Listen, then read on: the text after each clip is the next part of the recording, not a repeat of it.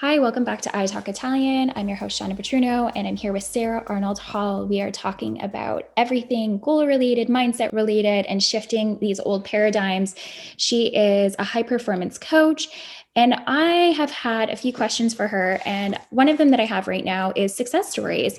I was wondering, Sarah, what is your biggest success story of a client and for yourself? Like, what was a huge success story to inspire some people who maybe feel like they can't go after it?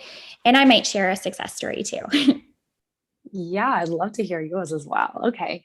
Um, well, probably the most profound that stands out for me that really started to mark my understanding of how important mindset is how I overcame my fear of flying.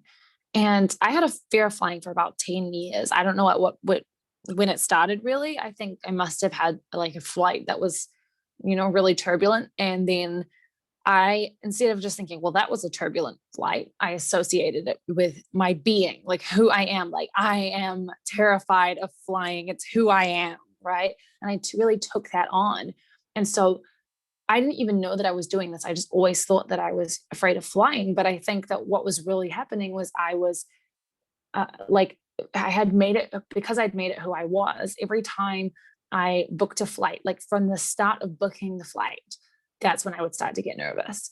And I would show up to this flight thinking, oh my gosh, I'm such a nervous flyer. Oh, this is going to be a disaster. Like worrying about everything, every little thing. And that just, I played that role. I turned up as the person who was afraid of flying. That was who I decided I was going to be. And I acted right into that script. That's like an actor on a movie or something. Like that was the role that I was going to play.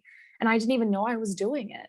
And when that came to my attention, somebody who was a really fantastic coach, she pointed out to me that I could shift something, actually not in flying, but it was to do with something else in business. And I suddenly realized, oh, this could be applied to flying as well. And I had my first flight ever where I wasn't afraid, because what I did was I changed my being. I decided I wasn't going to be that person anymore. I took on a new identity and I decided, okay, I'm someone who adores flying. Well, now that I adore flying, what do I do? And it's like the clouds cleared. There was like it was so obvious. It was like, well, I wouldn't be like wearing the things I'm wearing because I'm wearing all these things that are, all the comfort things that I'm like, because I'm scared of flying. So I was like, dress in a different way. I would walk onto the plane in a different way. I would have a different like posture. I would speak differently. Like what movies do I watch now that I love flying? Well, I probably watch my favorite movies instead of worrying about, what noises are happening on the aircraft. I'm actually enjoying it. Now, what food am I ordering? And like every little thing down to just decided to play a different role, a different character, the person who loves flying. And it was like a huge shift in my mind. Like, wow, okay, if I can do this with flying, what else can I do this with? And so that's really what kickstarted a whole bunch of things in my entrepreneurial journey that just started to fall together. Like for example, this blogging, or that was right around when I'd started blogging, and doing 100 push-ups in a row was my goal. And I got to 50 in a row before I injured myself. And I'm just recovering from my injury. But I just decided I was the kind of person who was going to do 50 push-ups. And I did. I became that person. So it's like I stepped into the role of the person that I wanted to be, and I acted like them, like I was reading the script almost, until one day you just realize that's who you are now. I love that. That makes me so happy. I was like smiling ear to ear, like that concept of you changed your inner dialogue. Like you rewrote who you were. You had this old paradigm story and you were like, that's not who I want to be. And you rewrote your story, which I love telling people that they can do that as well. How long did it take you to actually get over it? Was it a shift? Because I feel this is what I'll just say my belief system is sometimes it's a very quick energy shift. You could be very fearful and something just all of a sudden sparks and you just move. Was there a day particularly that kind of evoked that fear? Was there some like a word? Because I know that you said that someone had said something to you. Did it happen really quickly, or was it a process of like getting it out of your head? Here's what I'll say about it. It happened really quickly, but it's a decision every time I get on an airplane. It's not like a oh, I'm now no longer afraid of flying. I don't have to do anything about it. I consciously decide I'm someone who loves flying, and I tell myself that every time I go on an aircraft. I remind myself, hey, remember who you are. You're somebody who adores flying. You love the whole process. You love everything about it.